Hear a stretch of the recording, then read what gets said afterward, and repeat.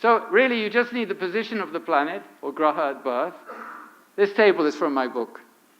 And then you get the number. And then you can look up the mantra.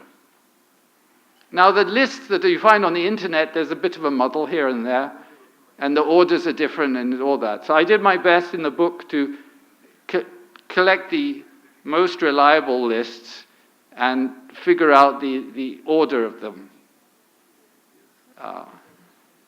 Thank you. Here's just one example. Once you start looking at charts, it becomes very interesting. So this is the chart of President Obama. And it turns out if you study this chart properly, you find the most important planet in the chart for his Raj Yoga is Shukra. Shukra is the lord of the Aruda Lagna. Those who study Jyotish know what I'm talking about. But it's all about your persona, how you're seen in the world. And it happens to be in the 9th house from that Lagna. And it's also the lord of the moon. The moon is in the 5th house, giving a powerful Raja Yoga. So all the Raja Yoga is coming from the moon, supported by the Shukra. So when we look at the mantra of his Shukra, what do we find? Om Bhuvanadhyakshaya Namah, King of the world. This is just one example. I only have half an hour. I could give you lots and lots of examples. It's so insightful. It's so interesting. Like, for example, Shani in the Lagna. Is Shani in the Lagna good? Some people would say yes, some people would say no. But when we see what the mantra associated with Shani, we find it's really excellent.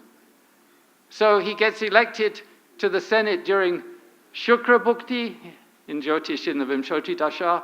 He becomes president in Chandra Bhukti, and he gets re-elected in Shani Dasha when it starts. Okay. All right, now I want to show you how rational Jyotish is.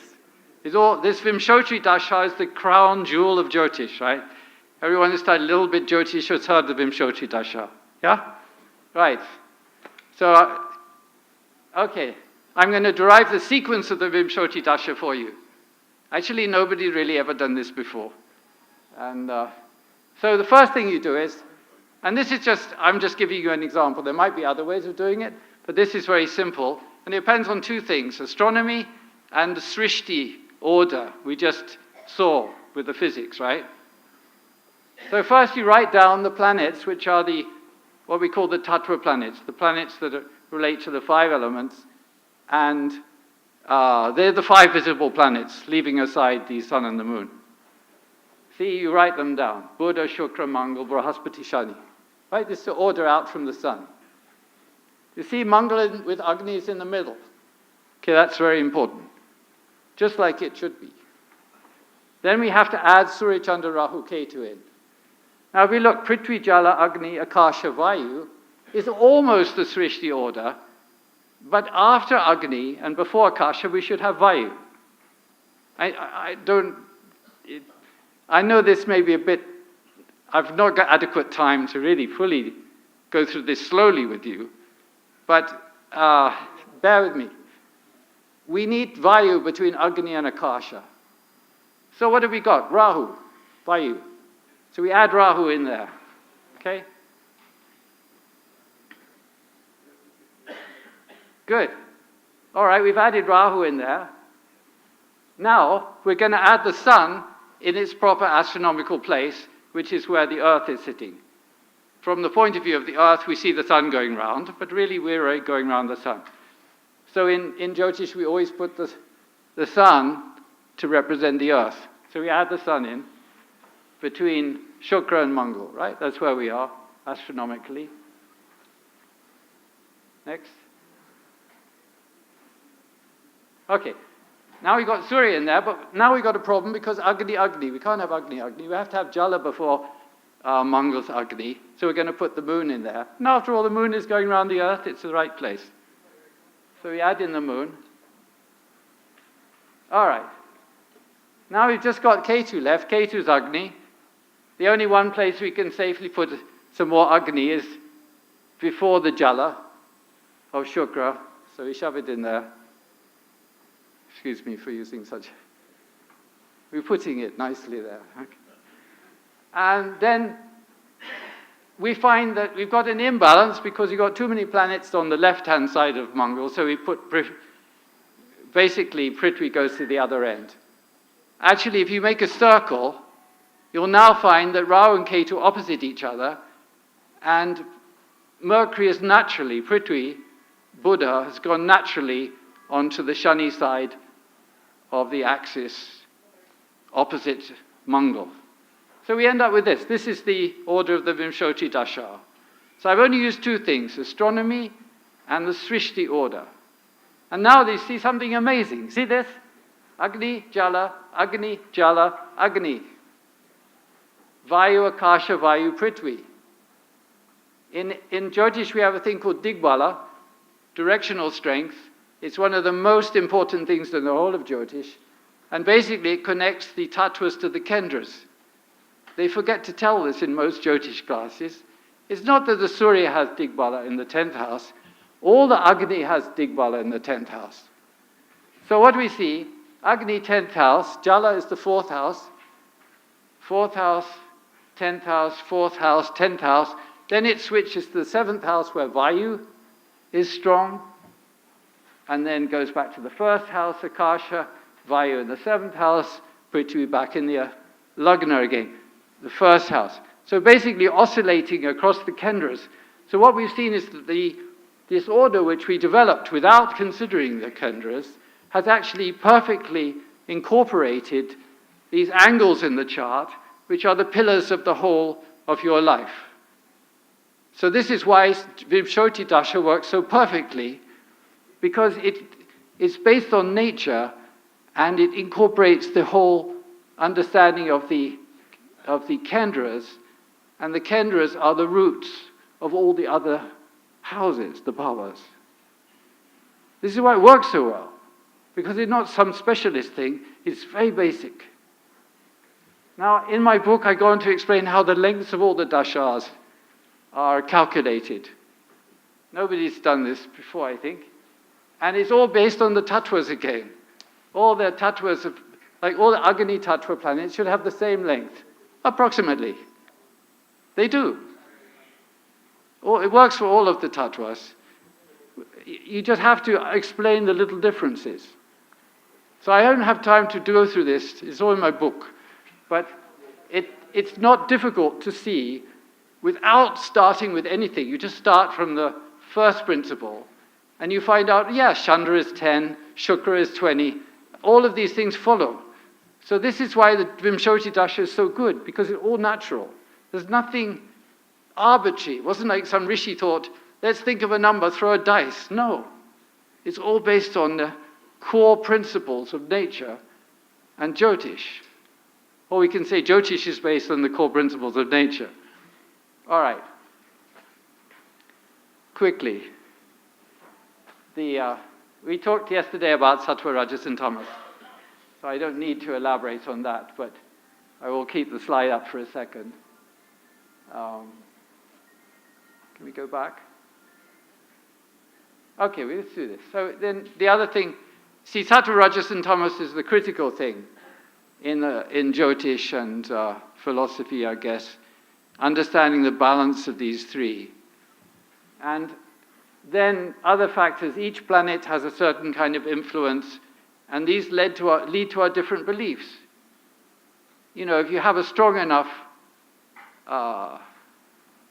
if some planet is particularly strong in your chart, it will cause you to go to one place and not to another place, to believe in one thing and not another thing, to reject some things and accept some things. They all follow from the time of birth. So from this we see that it's all natural really, because people are being born all the time. That's why you can't get everyone in Bangalore to come to the Bharati Vidya Bhavan. Okay. Now, upayas. I thought I'd just say a little thing about the upayas, right? Because that's very much to do with what we're here for. So if people come to a Jyotishi, usually it's some Shani type problem. 6th house to do with diseases, legal issues, various bad habits and things. And 8th house is where the karmic shocks come. Suddenly, letter from the government, you owe vast taxes. Hey, I don't remember I owed fast. But you still have to fight with them now, right? Then you've got the 12th house, which is where you have to let go of everything. You have to let go of things. Eventually you have to let go of your life. It's all there. Okay, so what can we do? Well, people who have spent a lot of time meditating, they have a lot of punya, they can actually take some of the burden from another person. Let's face it, the burden has to be borne by somebody. If a crime has been committed, someone has to stand for it, right? So we go to the Guru in the hope that the Guru will kindly take some of our sins. Isn't it? No other real explanation at the base. Maybe it's subconscious. We say, no, I'm just here because I like the vibe, right? No. See, that's why you go to the astrologer. You hope the astrologer's done his prayers that morning, you get a little bit of it. Yeah? If he's not praying, useless going to the astrologer. He'll just end up pocketing some of your money and that'll be it, right? We're going for some help because maybe, and the fact of the matter is that you can see in the Jyotish Janma Kundali whether you are a person who will take other people's sins. It's just in the destiny. And if you don't have it, you can't, and you won't, and you'll have a happy life. But you probably shouldn't be doing Jyotish. All right. So what else can we do? Suppose you're not going to take somebody's sins, and they have a 6th house problem, so you tell, okay, stop drinking. You try to convert them into having some better behavior. May not work, but you can try. Cultivate good habits. They're sick, tell them to go to the doctor, all these things. 8th house. Okay, 8th house is critical because there were karmic shocks. So, okay, you feel some guilt. According to Manu Smriti, if you feel guilt, you should do some penance until you stop feeling guilty. It's a fantastic prescription. Manu was a genius.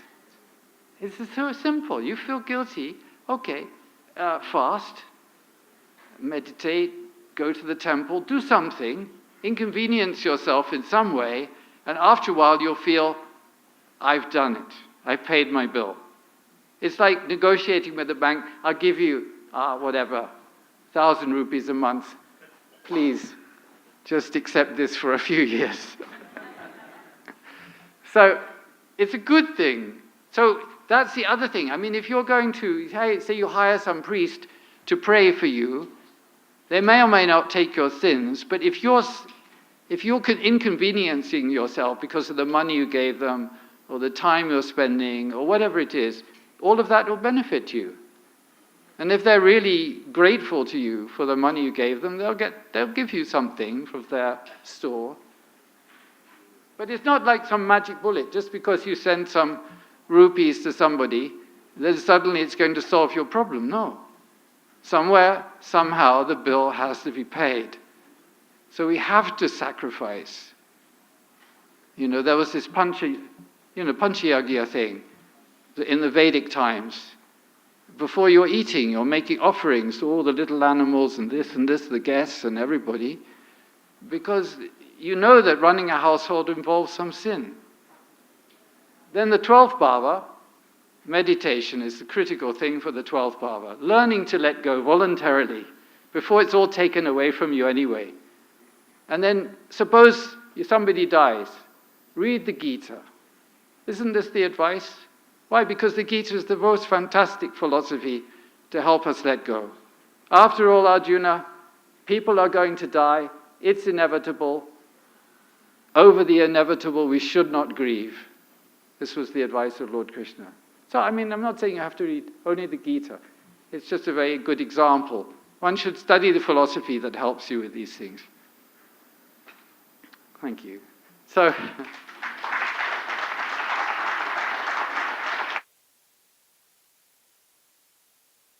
on Amazon.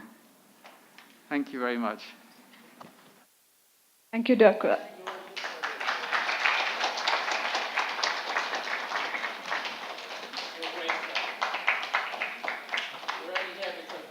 Thank you, Dr. Andrew Foss. That was an amazing presentation of bridging science with astrology. We'd love to hear you more. I now request Shri Surendra Kumar Hegde to kindly come and honor Dr. Andrew Foss.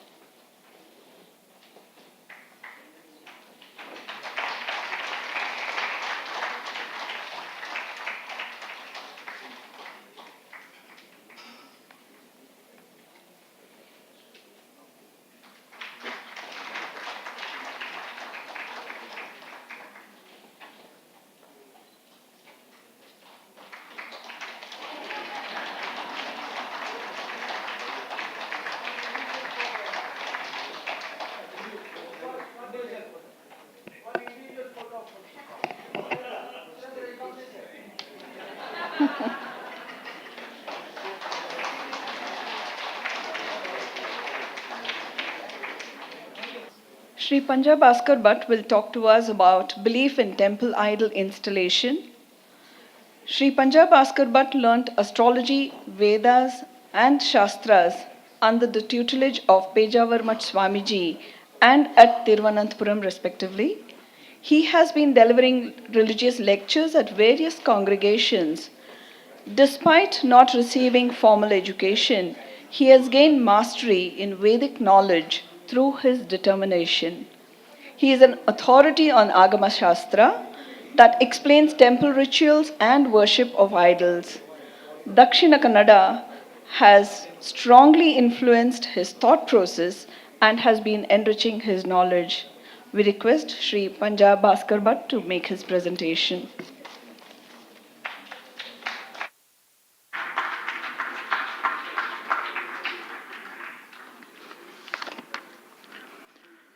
ಸೃಷ್ಟೌ ಯಾ ಸರ್ಗರೂಪ ಜಗದವನವಿಧೌ ಪಾಲಿನಿ ಯಾಚರೌದ್ರಿ ಸಂಹಾರೆ ಚಾಪಿಯಸ್ಯ ಜಗಜಿತಮಖಿಲಂ ಕ್ರೀಡನಂ ಯಾ ಪರಾಖ್ಯ ಪಶ್ಯಂತಿ ಮಧ್ಯಮಾಥೋ ತದನು ಭಗವತಿ ವೈಖರೀವರ್ಣರೂಪ ಸಾ ಅಸ್ಮದ್ವಾಚಂ ಪ್ರಸನ್ನ ವಿಧಿಹರಿಗಿರಿಷ ರಾಧಿತಾಲಂಕರೋತು. ನಾವೆಲ್ಲ ಅವಿಭಾಜ್ಯದ ದಕ್ಷಿಣ ಕನ್ನಡ ಜಿಲ್ಲೆಯ ಜನತೆ ಪ್ರೀತಿಯಿಂದ ಅಭಿಮಾನದಿಂದ ಸಂಬೋಧಿಸುವ ಹೆಸರು ಪರಮಪೂಜ್ಯ ಖಾವಂದರೆಂದು. ನಮ್ಮ ಅಭಿಮಾನದ ಖಾವಂದರೆನಿಸಿದ ಪರಮಪೂಜ್ಯ ವೀರೇಂದ್ರ ಹೆಗ್ಗಡೆಯವರಿಗೆ ವಂದಿಸ್ತಾ ಇಲ್ಲಿ ನೆರೆದಿರುವ ಎಲ್ಲ ಮಹನೀಯರನ್ನು ಮತ್ತು ಮಾತೆಯರನ್ನು ಅಭಿವಂದಿಸಿ, ದೇವಾಲಯದ ವಿಗ್ರಹ ಪ್ರತಿಷ್ಠೆ, ದೇವಾಲಯ ನಿರ್ಮಾಣ ಕುರಿತಾದ ನಂಬಿಕೆ, ವಿಶ್ವಾಸ, ಅದರ ಕುರಿತಾಗಿ ಯಥಾಮತಿ ತಮ್ಮ ಮುಂದೆ ಪ್ರವಚನವನ್ನು ನೀಡುವುದಕ್ಕೆ ಉಪಕ್ರಮಿಸ್ತೇನೆ. ಸರ್ವತ್ರ ಗೋಸಿ ಭಗವನ್ ಕಿಲ ಯದ್ಯಪಿ ತ್ವಾಂ ಆವಾಹಯಾಮಿಹ ಯಥಾ ವ್ಯಜನೇನ ವಾಯು. ದೇವರು ಸರ್ವತ್ರ ವ್ಯಾಪಕನಾಗಿದ್ದರೂ ಕೂಡ ಸರ್ವತ್ರ ವ್ಯಾಪಕನಾದಂತಹ ದೇವರನ್ನು ನಮಗೆ ಆರಾಧಿಸುವುದಕ್ಕೆ ಏಕಾಗ್ರತೆ ಇಲ್ಲದೇ ಇರುವುದರಿಂದ ದೇವಮಂದಿರದ ಕಲ್ಪನೆಯಲ್ಲಿ ದೇವರ ವಿಗ್ರಹಗಳನ್ನು ಪ್ರತಿಷ್ಠಾಪಿಸಿ ಆ ದೇವರಲ್ಲಿ ನಮ್ಮದಾದಂತಹ ಸರ್ವವಿಧವಾದಂತಹ ಪ್ರಾಮಾಣಿಕವಾದಂತಹ ಆರಾಧನೆಯನ್ನು ಸಮರ್ಪಿಸ್ತಾ ಕೃತಕೃತ್ಯತೆಯನ್ನು ಅನುಭವಿಸುವುದಕ್ಕೆ ಜ್ಞಾನಿಗಳು ನಮಗೆ ವಿಶೇಷವಾಗಿ ಆಗಮಶಾಸ್ತ್ರಗಳ ಮೂಲಕ ಮಾರ್ಗದರ್ಶನವನ್ನು ನೀಡಿದ್ದಾರೆ. ತಂತ್ರ ಸಮುಚ್ಚಯವೆಂಬಂತಹ ಗ್ರಂಥ ತಂ ದೇವಂ ನಿಗಮ ಆಗಮಾದ್ಯಧಿಗತಂ ನಿತ್ಯಂ ಸಮಾರಾಧ್ನುಯಾಂ ಅಂತ ಹೇಳಿಬಿಟ್ಟಿದೆ. ತಂ ದೇವಂ ಸರ್ವತ್ರ ವ್ಯಾಪಕನಾಗಿ ಷಡ್ಗುಣೈಶ್ವರ್ಯ ಸಂಪನ್ನನಾಗಿ ನಮ್ಮನ್ನು ಅನುಗ್ರಹಿಸತಕ್ಕಂತಹ ದೇವರು ನಿಗಮ ಆಗಮಾದ್ಯಧಿಗತಂ ವೇದ ಪ್ರತಿಪಾದಿತನಾಗಿ ಋಕ್, ಯಜಸ್ಸು, ಸಾಮ, ಅಥರ್ವಗಳೆಂಬಂತಹ ವೇದದಲ್ಲಿ ತನ್ನದಾದಂತಹ ವಿಶೇಷವಾದಂತಹ ಪ್ರಭಾವವನ್ನು ಬೀರಿದ ಆಗಮಾದ್ಯಧಿಗತಂ ಆಗಮಶಾಸ್ತ್ರಗಳಲ್ಲಿ ಆತನ ಆರಾಧನಾ ಪದ್ಧತಿಯನ್ನು ವಿವರಿಸುವ ಈ ಒಂದು ಪ್ರಕರಣ ನಮಗೆ ವಿಶೇಷವಾಗಿ ದೇವಾಲಯದ ನಿರ್ಮಾಣದಲ್ಲಿ ವಿಗ್ರಹ ಪ್ರತಿಷ್ಠಾಪನೆಯಲ್ಲಿ ಸಹಕಾರಿಯಾಗಿ ಪರಿಣಾಮವನ್ನು ನೀಡಿದೆ. ಅದು ಕೇವಲ ಒಂದು ಕರ್ಮವಲ್ಲ, ಅದರ ಹಿಂದೆ ಅತ್ಯುತ್ಕೃಷ್ಟವಾದಂತಹ ವಿಶ್ವಾಸ, ದೇವರ ಕುರಿತಾದಂತಹ ಪರಾತ್ಪರತೆ, ಸರ್ವವಿಧವಾದಂತಹ ಅನುಗ್ರಹವನ್ನು ನೀಡುವುದರ ಮೂಲಕ ನಮ್ಮ ಪ್ರಾಮಾಣಿಕ ಬದುಕಿಗೆ ರಕ್ಷಣೆಯನ್ನು ಆ ಭಗವಂತ ಕೊಡಬಲ್ಲ ಅನ್ನುವ ಆ ಒಂದು ದೃಢವಾದಂತಹ ನಂಬಿಕೆ ಆ ವಿಗ್ರಹ ಪ್ರತಿಷ್ಠಾಪನೆಯ ಹಿಂದೆ, ದೇವರ ಪೂಜೆಯ ಕುರಿತಾಗಿ, ದೇವಸ್ಥಾನ ನಿರ್ಮಾಣದ ಕುರಿತಾಗಿ ನಮ್ಮ ಭಾರತೀಯ ಪರಂಪರೆಯಲ್ಲಿ ಪ್ರಧಾನವಾಗಿ ರೂಪಿತವಾಗಿದೆ. ತಂತ್ರಶಾಸ್ತ್ರವೆಂದು ಅದನ್ನು ಕರೀತಾರೆ. ತಂತ್ರ ಅಂತ ಹೇಳಿದ ತಕ್ಷಣ ಸಮಗ್ರವಾದಂತಹ, ಅಖಿಲವಾದಂತಹ, ಅಪೌರುಷೇಯವಾದಂತಹ ವೇದ ಮಂತ್ರಗಳನ್ನು ಮುದ್ರೆಗಳ ಮೂಲಕ ವಿನಿಯೋಗಿಸಿ, ದ್ರವ್ಯಗಳ ಮೂಲಕ ವಿನಿಯೋಗಿಸಿ, ಹೊಸದಾದಂತಹ ಶಕ್ತಿಯೊಂದರ ಸೃಷ್ಟಿಗೆ ಕಾರಣವಾಗುವಂತಹ ಆ ಶಾಸ್ತ್ರ ಆಗಮಶಾಸ್ತ್ರವೆಂದು, ತಂತ್ರಶಾಸ್ತ್ರವೆಂದು ಗುರುತಿಸಲ್ಪಟ್ಟಿದೆ. ಆಗಮಶಾಸ್ತ್ರಗಳಲ್ಲಿ ಮುದ್ರೆಗೆ ಬಹಳಷ್ಟು ಮಹತ್ವವಾದಂತಹ ಸ್ಥಾನಮಾನಗಳಿವೆ. ಆಗಮಶಾಸ್ತ್ರದಲ್ಲಿ ಮುದ್ರೆಗೆ ಮಹತ್ವವಾದ ಸ್ಥಾನಗಳಿದೆ ಅಂತ ಹೇಳುವುದಕ್ಕೆ, ಯಾವುದೇ ಒಂದು ವಸ್ತುವನ್ನು ನಾವು ಪವಿತ್ರೀಕರಿಸುವುದಕ್ಕೆ ನಾವು ತಾರ್ಕ್ಷ್ಯ ಮುದ್ರೆಯನ್ನು, ಗರುಡ ಮುದ್ರೆಯನ್ನು ಉಪಯೋಗಿಸಿದರೆ, ವೈದ್ಯಕೀಯ ಶಾಸ್ತ್ರದಲ್ಲಿ ಯಾವ ರೀತಿ ರೋಗ ಪರಿಹಾರಕ್ಕೊಂದು ಮಾರ್ಗ, ರೋಗದಿಂದ ಆಘಾತವಾದ ದೇಹದ ದೃಢತೆಗೆ ಇನ್ನೊಂದು ಮಾರ್ಗ ಯಾವ ರೀತಿ ರೂಪಿಸಲ್ಪಟ್ಟಿದೆಯೋ, ಅದೇ ರೀತಿಯಾಗಿ ಒಂದು ವಸ್ತುವಿನಲ್ಲಿರತಕ್ಕಂತಹ ವಿಷವನ್ನು ಹೊರಸೂಸುವುದಕ್ಕೆ ತಾರ್ಕ್ಷ್ಯ ಮುದ್ರೆ ಅಥವಾ ಗರುಡ ಮುದ್ರೆಯಾದರೆ, ಅದರಲ್ಲಿ ಪುನಃ ಅಮೃತೀಕರಿಸುವುದಕ್ಕೆ ಧೇನು ಮುದ್ರೆಯು ಉಪಯೋಗಿಸಲ್ಪಡ್ತದೆ. ಆಮೇಲೆ ಅದರ ಪವಿತ್ರೀಕರಣಕ್ಕೆ ಶಂಖಮುದ್ರೆ, ಅದರದ್ದಾದಂತಹ ಆಂತರಿಕವಾದಂತಹ ರಕ್ಷಣೆಗೆ ಗದಾಮುದ್ರೆ, ಅದರ ಬಾಹ್ಯ ರಕ್ಷಣೆಗೆ ಚಕ್ರಮುದ್ರೆ. ಹೀಗೆ ಮಂತ್ರಶಾಸ್ತ್ರದ ಜೊತೆಗೆ ತಂತ್ರಶಾಸ್ತ್ರವು ಸೇರುವುದರ ಮೂಲಕ ವಿಶೇಷವಾಗಿ ಆ ಆಗಮಶಾಸ್ತ್ರ ರೂಪಿತಗೊಂಡಿದೆ. ಆಗಮಶಾಸ್ತ್ರದಲ್ಲಿ ಪ್ರಧಾನವಾಗಿ ಹೇಳಲ್ಪಡುವ ವಿಷಯವೆಂದರೆ, ಯಾವುದೇ ಒಂದು ದೇವತಾ ಪ್ರತಿಷ್ಠಾಪನೆ ಹಿಂದೆ ಒಂದು ಕಲ್ಲನ್ನು ವಿಗ್ರಹವನ್ನಾಗಿಸಿ ದೇವರನ್ನಾಗಿಸುವ ಆ ಒಂದು ಪ್ರಕ್ರಿಯೆಯಲ್ಲಿ ಬಹಳ ನಿಷ್ಠವಾದಂತಹ ತಪಸ್ಸು, ತ್ಯಾಗಪೂರ್ಣವಾದಂತಹ ಭಾವನೆ, ಪೂರಕವಾದಂತಹ ಕರ್ಮಗಳು, ಇದು ಅತ್ಯಂತ ಸುಪ್ರಧಾನವಾಗಿ ಆ ಆಗಮಶಾಸ್ತ್ರದ ಆ ದೇವತಾ ಪ್ರತಿಷ್ಠಾ ವಿಧಾನಗಳಲ್ಲಿ ರೂಪಿಸಲ್ಪಟ್ಟಿದೆ. ಅದರಲ್ಲಿ ಮೊದಲಾಗಿ ನಾವು ವಿಶ್ವಾಸವನ್ನೇ ಪ್ರಧಾನವಾಗಿ ಸ್ವೀಕರಿಸಬೇಕು ಅಂತ ಹೇಳ್ತದೆ ಆಗಮಶಾಸ್ತ್ರ. ಶ್ರೀಮತಿ ಷಡ್ಗುಣ ಸಂಭೃತಂ ವಪುರಧಿಷ್ಠಾಯಾನು ಗೃಹ್ಣಾತಿಯ ಶ್ರದ್ಧಾ ಭಕ್ತಿ ಪವಿತ್ರಿತೋಪಹರಣೈ ಸ್ವಾರಂಭ ಭೂತಾತ್ಮಕೈ ಅಂತ ಪ್ರತಿಜ್ಞೆ ಮಾಡುತ್ತದೆ ತಂತ್ರ ಸಮುಚ್ಚಯ. ಶ್ರೀಮತಿ ಷಡ್ಗುಣ ಸಂಭೃತಂ, ನಮ್ಮ ಜೀವನದಲ್ಲಿ ಎಲ್ಲ ವಿಧವಾದಂತಹ ಸೃಷ್ಟಿ ಸ್ಥಿತಿ ಲಯಗಳಿಗೆ, ನಮ್ಮದಾದಂತಹ ಸರ್ವವಿಧವಾದಂತಹ ಜೀವನದ ಕಾರಣಗಳಿಗೆ ನಿಮಿತ್ತೀಭೂತವಾದಂತಹ ವಪುರಧಿಷ್ಠಾಯಾನು ಗೃಹ್ಣಾತಿಯ, ಬೇರೆ ಬೇರೆ ದೇಹಗಳಿಂದ ನಮ್ಮನ್ನು ಅನುಗ್ರಹಿಸತಕ್ಕಂತಹ ಶ್ರದ್ಧಾ ಭಕ್ತಿ ಪವಿತ್ರಿತೋಪಹರಣೈ, ನಮ್ಮದಾದ ಶ್ರದ್ಧೆ ಮತ್ತು ಭಕ್ತಿಗೆ ಕುರಿತಾಗಿ, ಭಕ್ತಿಯ ಆ ದೃಢತೆಯ ಕುರಿತಾಗಿ ಅನುಗ್ರಹಿಸಬಲ್ಲಂತಹ ಆ ದೇವರನ್ನು ನಾವು ಪ್ರತಿಷ್ಠಾದಿ ವಿಧಿಗಳ ಮೂಲಕ ಆರಾಧಿಸಿ ತನ್ಮೂಲಕ ಜೀವನದಲ್ಲಿ ಸಾರ್ಥಕತೆಯನ್ನು ಪಡೆಯಬೇಕು. ಏಕಾಗ್ರವಾಗಿ ದೇವರನ್ನು ಆರಾಧಿಸುವುದಕ್ಕೆ, ಸರ್ವತ್ರ ವ್ಯಾಪಕನಾದ ಭಗವಂತನನ್ನು ನೋಡುವುದಕ್ಕೆ ನಮಗೆ ಶಕ್ಯತೆ ಇಲ್ಲದೇ ಇದ್ದದ್ದರಿಂದ ನಾವು ಆಗಮಶಾಸ್ತ್ರಗಳ ಮೂಲಕ ಆ ಭಗವಂತನ ಆರಾಧನಾ ಪದ್ಧತಿಯನ್ನು ರೂಪಿಸಿ ಆ ದೇವರನ್ನು ಆರಾಧಿಸಿ ಅನುಗ್ರಹವನ್ನು ಪಡೆಯುವುದರ ಹಿಂದೆ ಬಹಳಷ್ಟು ತ್ಯಾಗ, ವಿಶ್ವಾಸ, ದೃಢವಾದಂತಹ ದೇವರ ಕುರಿತಾದ ನಂಬಿಕೆ, ಅದರ ಜೊತೆಗೆ ತತ್ವಶಾಸ್ತ್ರ, ಮಂತ್ರಶಾಸ್ತ್ರ, ಆಮೇಲೆ ಪ್ರಾಕೃತಿಕವಾಗಿ ನಮಗೆ ಲಭ್ಯವಾದಂತಹ ವಸ್ತುಗಳ ಸದುಪಯೋಗ, ಈ ಇಷ್ಟು ವಿಷಯಗಳು ಅದರಲ್ಲಿ ಅಡಕವಾಗಿದೆ. ಮೊದಲಾಗಿ ಆಗಮಶಾಸ್ತ್ರ ಏನು ಹೇಳುತ್ತದೆ ಅಂತ ಕೇಳಿದರೆ, ನೀತಿಶಾಸ್ತ್ರವನ್ನು ಬೋಧಿಸ್ತದೆ. ಯಾವುದೇ ಒಂದು ದೇವಸ್ಥಾನ ನಿರ್ಮಾಣದ ಹಿಂದೆ, ಒಂದು ದೇವಸ್ಥಾನವನ್ನು ಯಾರೋ ಒಬ್ಬ ನಿರ್ಮಿಸ್ತಾನೆ ಅಂತಾದರೆ, ಆಗಮಶಾಸ್ತ್ರ ಬಲ್ಲಂತಹ ಒಬ್ಬ ಗುರುವನ್ನು ಅವ ಆಶ್ರಯಿಸ್ತಾನೆ ಅಂತಾದರೆ, ಮೊದಲಿಗೆ ಅವ ದೇವಸ್ಥಾನ ನಿರ್ಮಿಸುವುದು ಯಾವ ಕಾರಣದಿಂದ, ದೇವಸ್ಥಾನ ನಿರ್ಮಾಣದ ಹಿಂದೆ ವಿನಿಯೋಗಿಸಲ್ಪಡುವ ದ್ರವ್ಯ ಯಾವ ರೀತಿ ಇರ್ತದೆ ಅಂತ ಶಾಸ್ತ್ರಕಾರರು ನಮಗೆ ವಿವೇಚಿಸುವುದಕ್ಕೆ ಬಿಡ್ತಾರೆ. ಅಲ್ಲೇ ಹೇಳಿಬಿಡ್ತಾರೆ, ನ್ಯಾಯತ್ತ ವಿತ್ತ ನಿಚಯ. ಯಾವ ದೇವಸ್ಥಾನವನ್ನು ಯಾರೂ ಮಾಡಬಹುದು, ಆದರೆ ಅವ ದೇವಸ್ಥಾನಕ್ಕಾಗಿ ವಿನಿಯೋಗಿಸುವಂತಹ ಸಂಪತ್ತೇನಿದೆ ಅದು ನ್ಯಾಯದಿಂದ, ಧರ್ಮದಿಂದ, ಸರಕಾರಕ್ಕೆ ಸರಿಯಾದ ರೀತಿಯಲ್ಲಿ ತೆರಿಗೆಯನ್ನು ಸಮರ್ಪಿಸುವುದರ ಮೂಲಕ ತನ್ನದಾದಂತಹ ಪರಿವಾರವನ್ನು ಸರಿಯಾಗಿ ಸಂರಕ್ಷಿಸಿ ಉಳಿದ ಸಂಪತ್ತಿನಲ್ಲಿ ದೇವರದ್ದಾದಂತಹ ದೇವಸ್ಥಾನದ ನಿರ್ಮಾಣಕ್ಕೆ ಸಮಾಜದ ಋಣವನ್ನು ತೀರಿಸುವುದಕ್ಕೋಸ್ಕರ ಅದು ವಿನಿಯೋಗಿತವಾಗಿರಬೇಕು. ಯಾವುದೇ ರೀತಿಯ ತೆರಿಗೆಯನ್ನು ವಂಚಿಸಿದ ಸಂಪತ್ತು ದೇವತಾ ಕರ್ಮದಲ್ಲಿ ವಿನಿಯೋಗಿಸಕೂಡದೆಂದೇ ಆಗಮಶಾಸ್ತ್ರ ಸ್ಪಷ್ಟವಾಗಿ ತನ್ನ 2ನೆಯ ಶ್ಲೋಕದಲ್ಲಿ ಉಲ್ಲೇಖಿಸುತ್ತದೆ.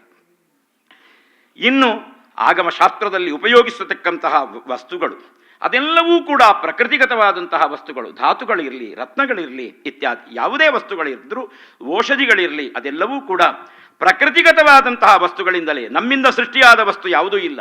ನಮ್ಮಿಂದ ಸಿದ್ಧವಾಗುವುದು ಶ್ರದ್ಧೆ ಮತ್ತು ಭಕ್ತಿ ಮತ್ತು ಮುದ್ರೆಗಳಷ್ಟೇ ಹೊರತು ಬೇರೆಲ್ಲವೂ ದೈವದತ್ತವಾದದ್ದನ್ನೇ ಉಪಯೋಗಿಸಿಕೊಂಡು ದೇವರ ಆರಾಧನೆಗೆ ನಾವು ಕೆರೆಯ ನೀರನ್ನು ಕೆರೆಗೆ ಚೆಲ್ಲಿ ವರವ ಪಡೆದವರಂತೆ ಕಾಣಿರೋ ಅಂತ ಜ್ಞಾನಿಗಳು ಹೇಳಿದ ಹಾಗೆ ಉಪಕ್ರಮಿಸುವುದು ಆ ಕಾರಣದಿಂದ. ಇನ್ನು ಆಗಮಶಾಸ್ತ್ರದ ನಿಯಮ ಪ್ರಕಾರ ಮೊದಲಾಗಿ ಭೂಪರೀಕ್ಷೆಯನ್ನು ದೇವಸ್ಥಾನ ಕಟ್ಟುವುದಕ್ಕಿಂತ ಮುಂಚೆ ಮಾಡಿಕೊಳ್ಳಬೇಕಂತೆ.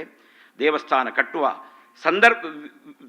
ಸಂಕಲ್ಪವನ್ನು ಹೊಂದಿದಂತಹ ಯಜಮಾನ, ಆಚಾರ್ಯ, ಊರವರು ಶ್ರದ್ಧಾಭಕ್ತಿಗಳಿಂದ ದೇವರನ್ನು ಮನಸ್ಸಿನಲ್ಲಿ ನೆನೀತಾ ಒಂದು ದಿವಸ ಪ್ರಾತಃ ಕಾಲದಲ್ಲಿ ತಮ್ಮ ನಿತ್ಯ ಕರ್ಮಗಳನ್ನೆಲ್ಲ ಸರಿಯಾದ ರೀತಿಯಲ್ಲಿ ಪೂರೈಸಿಕೊಂಡು, ಜೀರ್ಣವಾದ ದೇವಸ್ಥಾನದ ನಿರ್ಮಾಣದ ಬಗ್ಗೆ ಬೇರೆಯೇ ವಿಷಯಗಳಿದೆ, ಆದರೆ ಹೊಸತಾಗಿ ದೇವಸ್ಥಾನವನ್ನು ನಿರ್ಮಾಣ ಮಾಡುವ ಕುರಿತಾಗಿ ನಾನು ಇಲ್ಲಿ ವಿಶೇಷವಾಗಿ ಆ ಉಪನ್ಯಾಸದ ವಿಷಯವಾಗಿ ಪರಿಗ್ರಹಿಸಿದ್ದೇನೆ.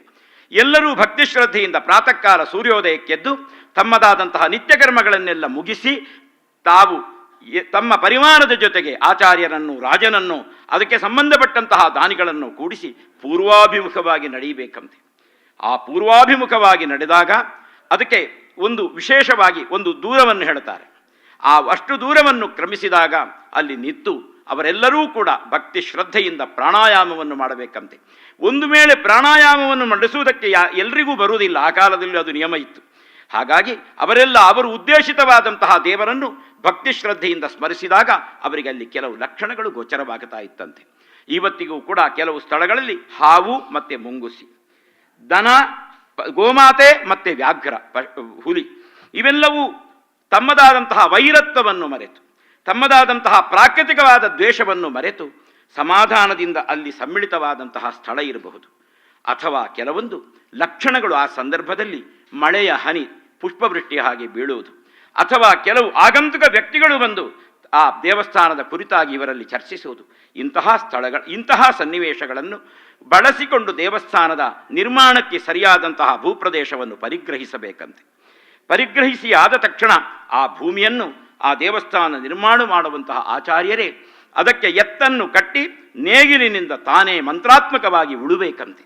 ಮಂತ್ರಾತ್ಮಕವಾಗಿ ಉತ್ತ ಮೇಲೆ ಅದಕ್ಕೆ ಯಾವುದೇ ರಾಸಾಯನಿಕ ಪದಾರ್ಥಗಳಿಂದ ರಹಿತವಾದಂತಹ ಕೇವಲ ಗೋಮಾತೆಯ ಸೆಗಣಿಯನ್ನಷ್ಟೇ ಅದಕ್ಕೆ ಸಾರವತ್ತಾದ ಗೊಬ್ಬರವನ್ನಾಗಿ ಉಪಯೋಗಿಸಿ ಅದನ್ನು ಬಿತ್ತಬೇಕಂತೆ.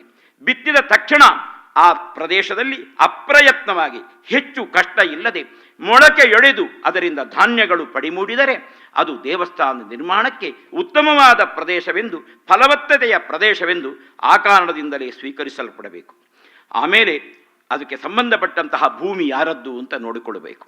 ಆ ಭೂಮಿಯ ಯಜಮಾನನಲ್ಲಿ ದೇವಸ್ಥಾನಕ್ಕಾಗಿ ಭೂಮಿಯನ್ನು ಅವನಿಂದ ಅಪೇಕ್ಷಿತವಾದ ದ್ರವ್ಯವನ್ನೆಲ್ಲವನ್ನೂ ಕೂಡ ಕೊಟ್ಟು ಅದರಲ್ಲಿ ಯಾವುದೇ ವಿಧವಾದಂತಹ ಚರ್ಚೆಗಳನ್ನು, ಮತಭೇದಗಳನ್ನು ನಡೆಸದೆ ಆ ದೇವಸ್ಥಾನದ ಭೂಮಿಯನ್ನು ತಾವು ವಿಕ್ರಯಿಸಿಕೊಳ್ಳಬೇಕು.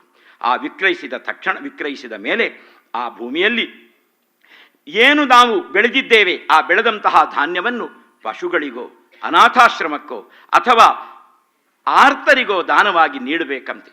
ದಾನವಾಗಿ ನೀಡಿದ ಮೇಲೆ ಆ ಭೂಮಿಯನ್ನು ಪರಿಗ್ರಹಿಸಿದ ಮೇಲೆ ಆ ಭೂಮಿಯಲ್ಲಿ ಒಂದು ಗರ್ತ, ಒಂದು ಸರಿಯಾದಂತಹ ಆ ಹೊಂಡವನ್ನು ತೊಡಬೇಕು. ಚೌಕಾಕೃತಿಯ ಧ್ವಜಾಯದ ಆ ಒಂದು ವಿಶೇಷವಾದ ಗರ್ತ ಹೊಂಡದಲ್ಲಿ 4 ದೀಪಗಳನ್ನು ಸರಿಯಾದ ರೀತಿಯಲ್ಲಿ ತುಪ್ಪ, ಎಳ್ಳೆಣ್ಣೆ, ತೆಂಗಿನೆಣ್ಣೆ, ಆಮೇಲೆ ಆ ಪ್ರದೇಶದಲ್ಲಿ ಬಳಸಲ್ಪಡುವ ಯಾವುದೇ ಒಂದು ಎಣ್ಣೆ ಇರಬಹುದು, ಈ ರೀತಿಯಾದ ಎಣ್ಣೆಯನ್ನು ಬಳಸಿ ಅಲ್ಲಿ 4 ದೀಪಗಳನ್ನು ಹಚ್ಚಿಟ್ಟು ಅದರ ಮೇಲೆ ಹಲಗೆಯನ್ನು ಹಾಕಿ ಆಮೇಲೆ ಮಣ್ಣಿನಿಂದ ಪೂರ್ಣವಾಗಿ ಗಾಳಿ ಹೊರ ಹೋಗದಂತೆ ಅದನ್ನು ಮುಚ್ಚಬೇಕಂತೆ. ಮುಚ್ಚಿ ದೇವರದ್ದಾದಂತಹ ಮೂಲಮಂತ್ರಾದಿಗಳನ್ನು, ಅದಕ್ಕೆ ಸಂಬಂಧಪಟ್ಟವರು ಭಜನಾದಿಗಳನ್ನೆಲ್ಲ ನಡೆಸಿ ಆ ಮೂಲಕವಾಗಿ ಆಮೇಲೆ ಅದಕ್ಕೊಂದು ಒಟ್ಟು 4 ಘಳಿಗೆಯ ಹೊತ್ತನ್ನು ಹೇಳ್ತಾರೆ. 4 ಘಳಿಗೆಯ ನಂತರ ಆ ಆ ಹಲಿಗೆಗಳನ್ನೆಲ್ಲ ತೆಗೆದು ಆ ಒಳಗಡೆ ಇರತಕ್ಕಂತಹ ದೀಪಗಳನ್ನು ಮೊದಲಾಗಿ ಪರೀಕ್ಷಿಸಬೇಕು. ಆ ದೀಪಗಳಲ್ಲಿ 4 ಸರಿಯಾಗಿ ಉರಿದಿರಬೇಕು, ಯಾವುದೂ ನಂದಿರಕೂಡದು. ಹಾಗೆ ಮಾಡಿದಾಗ ಅದು ದೇವಸ್ಥಾನಕ್ಕೆ ಸಂಬಂಧಪಟ್ಟ ಉತ್ಕೃಷ್ಟವಾದಂತಹ ದೇವಸ್ಥಾನ ನಿರ್ಮಾಣವನ್ನು, ದೇವರ ಆ ಒಂದು ವಿಶೇಷ ಶಕ್ತಿಯನ್ನು ಧಾರಣೆ ಮಾಡುವ ಸಾಮರ್ಥ್ಯ ಆ ಭೂಮಿಗಿದೆ ಅನ್ನೋದು ಅದರಿಂದ ನಿಶ್ಚಿತವಾಗುತ್ತದೆ. ಅಂತಹ ಒಂದು ಭೂಪ್ರದೇಶದಲ್ಲಿ ದೇವಸ್ಥಾನ ನಿರ್ಮಾಣಕ್ಕಾಗಿ ಸರಿಯಾದ ರೀತಿಯಲ್ಲಿ ನಾವು ಮುಂದುವರಿಯುವುದರ ಮೂಲಕ ಶಿಲಾಪರಿಗ್ರಹಕ್ಕೆ ಮುನ್ನಡೆಯಬೇಕು. ದೇವರ ವಿಗ್ರಹದ ನಿರ್ಮಾಣಕ್ಕೆ ಉತ್ತಮವಾದಂತಹ ಶಿಲೆಯನ್ನು ಹೀಗೆಯೇ ಇನ್ನೊಂದು ದಿವಸ ಆ ತಂತ್ರಿಗಳು ಅಂತ ಹೇಳಿದರೆ ದೇವಸ್ಥಾನದ ಪ್ರಧಾನ ಆಚಾರ್ಯರು, ಯಜಮಾನ, ಊರವರು, ಅವರು ಉತ್ತರ ದಿಕ್ಕನ್ನು ಅಭಿಮುಖೀಕರಿಸಿ ನಡೆಯಬೇಕಂತೆ.